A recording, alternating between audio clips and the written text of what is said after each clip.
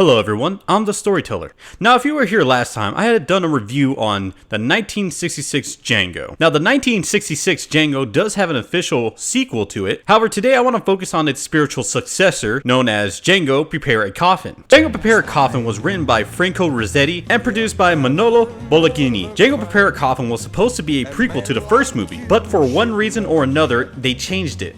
Instead of expanding the story of the first movie, they decided to follow a different storyline. We start the film off by seeing the whole town having a massive meeting for their newly appointed official, Senator David Barry, played by Horace Frank. However, it's not all sunshine and rainbows, as one of the voters don't agree with the outcome, as he feels like the new senator is only in politics for power. However, the senator doesn't take kindly to his accusations, and they both agree to settle it with a duel. Man, if we did this more in politics, you know, not a lot would be done, actually. But Django, this time played by Terrence Hill, steps in and tells him to forget all about the duel till after the party.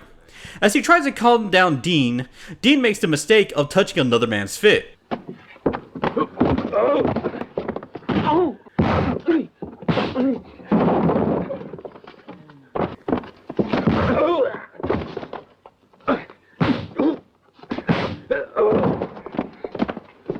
Man, I don't know what happened, but it looks like we went from a Western to a Jackie Chan film. If you don't calm down, I'm going to show you why they call me Mr. Five Fingers to the Face. So after their little tussle, Django tells David that he should try to start a family and make a new life. But David turns him down, believing he's too ambitious to do so.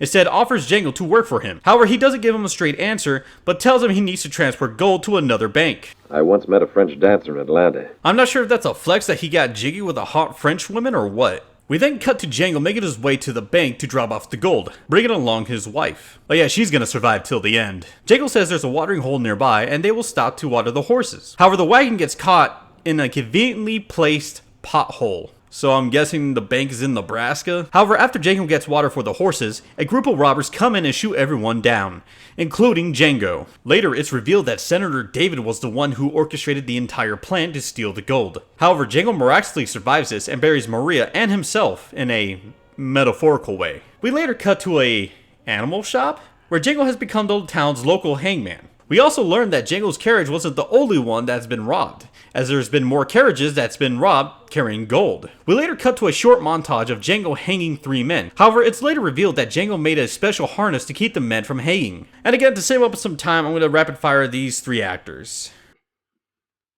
However, one thing that all these men have in common is that they've all been tried with crimes they didn't commit, as Garcia's wife, Mercedes, played by Bruna Cinemanato, tries to stop his hanging. I seriously don't know what's up with some of these actors and their last names. I seriously cannot pronounce some of their last names in this. Only to get a face full of whip by Lucas, played by George Eastman. Damn man, that shit felt a little personal, don't you think? As Django gets on with the hanging, we later cut to Django and Garcia riding into a secret camp, where Django has spared all the men who were wrongly convicted. And holy shit, is that Brother Jonathan? Wait, no, never mind. Django later reveals his plan to scare the men that Lucas had paid off. However, 3 men aren't for this plan and try to walk away. Later we get a montage of all the men going back to scare the men that wrongly convicted them, as they burn down their homes, beat them in the middle of the night when they're trying to get it on, and one guy repeatedly getting bitch slapped. After all that chaos, the men report back to Lucas and tell him all about the men coming back to life to haunt them. But he doesn't believe them, telling them that corpses are a corpse and that they're buried 5 feet under. However, Django finds out that another wagon carrying gold had been hit. But before the man leaves, he tells Garcia that his wife is scheduled to hang, as people that convicted her said that she was an accomplice to his crimes. Yeah, dude, that might have been very helpful to learn a while back. You know, when all the other cowboys were beating up and bitch slapping their accusers, you know? Django later has a meeting with his men, saying that they're going to intercept Lucas's gang, but Garcia has another plan. I've been thinking it over. There's a load of gold out there that might belong to us. And when 2 of Django's men don't agree with Garcia's plan to steal the gold, he kills them both, as not to tell Django, but one of them does survive. The next day, Django shows up at the jailhouse and makes Mercedes put on the harness. But then the one man that survived getting shot by Garcia somehow manages to ride his way back into town. Why would you go back to Horace first instead of a doctor? Seriously, you could have survived that.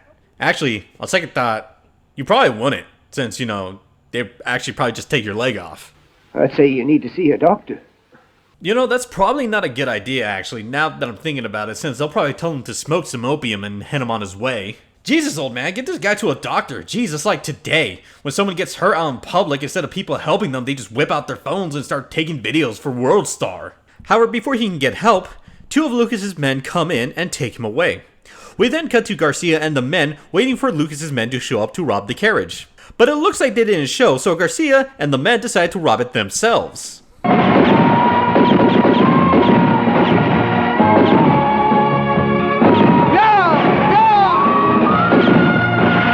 I will say that I hate to be the guys that have to fall off their horses because damn, that shit looks like it hurts. After dispatching all of the men, they open up the carriage to find gold nuggets in the back. Jonathan believes that they should split it up, but Garcia says they'll do it at the frontier because none of them can, well, really trust one another. We later cut to Django riding through the cemetery with Mercedes. However, Lucas's men finally show up and figure out what Django has been doing. Mercedes escapes, but Django is caught and beaten to a pulp. Oh shit, they about to stomp him out. Lucas then asks where the gold is, but not knowing where Garcia is, he lets the men continue beating on Django. After leaving the barn, they go to the saloon so Lucas can go and talk to Senator David, to only get bitched out because Garcia and Django's men stole the last shipment of gold. Outside of the saloon, Horace and Mercedes hide behind the bushes to await their time to break Django out. However, Lucas takes David to Django as he tells Django he made a mistake for not joining up with him years ago. But Django tells him that the only thing he has left is hatred in his heart after he killed his wife. So they leave, allowing Horace and Mercedes to make their move to break Django out. As they hide behind some bushes and make some giggity noises, they lure the two men in. As the two men come in, Horace knocks them both out with a shovel. As they get Django on his feet, he spies on David continuing to bitch out Lucas. Later, Django makes a plan to trap all the men in the saloon by using torches, oil, and dynamite. As a shootout ensues, Django notices David making his escape. However, he instead goes after Lucas. And probably one of the most dangerous scenes in the movie, Django shoots at a lantern Lucas was carrying and sets him on fire, and leaving him in the saloon, letting the flames engulf him. We then cut to the next day as Garcia takes the men to the border, telling them that it would be safe because there will be no one guarding it. However, Garcia will not be joining them as he wants to go back to grab his family, so he takes as much gold as he can. However, it was all a ruse as he kills all of the men knowing that they wouldn't be able to defend themselves as they were crossing the river. So Garcia takes off with the rest of the gold. We later cut to Senator David's office as he gets a new outlaw to take care of Django and find the gold. We later cut to a church where Mercedes tells Django that Garcia had came back and is keeping a low profile. She asks Django to spare him, but Django says it's up to him whether he spares him or not. As we cut to Django leaving the church, David's new outlaw scares off the townspeople and confronts Django. However, two other men start to ambush Django, trying to run him over with their horses, before one of them then starts a brawl with Django. You know, that's probably not really a good idea since this dude can just Jackie Chan his way out of a fight. Oh, watch out Django, there's a hunter in the area. As Django shoots the rest of the men down, he is then disarmed by the lead henchman. You know, I can't really tell if that's one of the smartest ways to kill someone at gunpoint, or one of the dumbest ways to kill someone at gunpoint. We then cut to Mercedes coming home to Garcia as he tells her to pack up as they're about to leave. Dude, I'm pretty sure one loaf of bread isn't really gonna feed like 3 people. Oh hey Django. Before Garcia can leave with the gold, Django stops him and shoots a gun out of his hand. He then tells Django why he did it as his family was poor. However, Django still has one more job for Garcia. Then Senator David comes to visit Garcia's house, wondering where Garcia had put the gold. So Garcia gives him a map where he hid the gold, and the two go out to find it in the cemetery. However, when they arrive, it is revealed that Django is waiting for them there. As David goes and talks to Django, telling him that he's only there for the gold, he gives him one more proposition to let him live. However, Django tells him that he robbed and killed for 5 years, and now it is his time to pay up. However, the senator brought with him a small army and makes Django dig out the rest of the grave. Garcia then tries to save Django, however is killed in the process. And like in the last film, Django becomes a 90s action hero and shoots everyone down, including the senator. As Django makes his way back to Mercedes, she knows that her husband died during the fight. As Django gives her a bag of gold, he then rides off into the sunset. And that was Django Prepare Coffin, and honestly it's not as good as the first one. While there was action in it, there wasn't a whole lot of it. Not to mention the first part of the movie did kind of drag on a little too long. And the soundtrack wasn't all too memorable either, because they just used the intro song for the majority of the movie. Also, Django became more of a heroic gunslinger compared to the first movie, because in the first movie he wasn't really a good person, he just had allies that had the same goal as him. And like I said in the intro, this movie was actually supposed to be a prequel to explain why Django became the way he was. But like I said, they went a different route with this movie.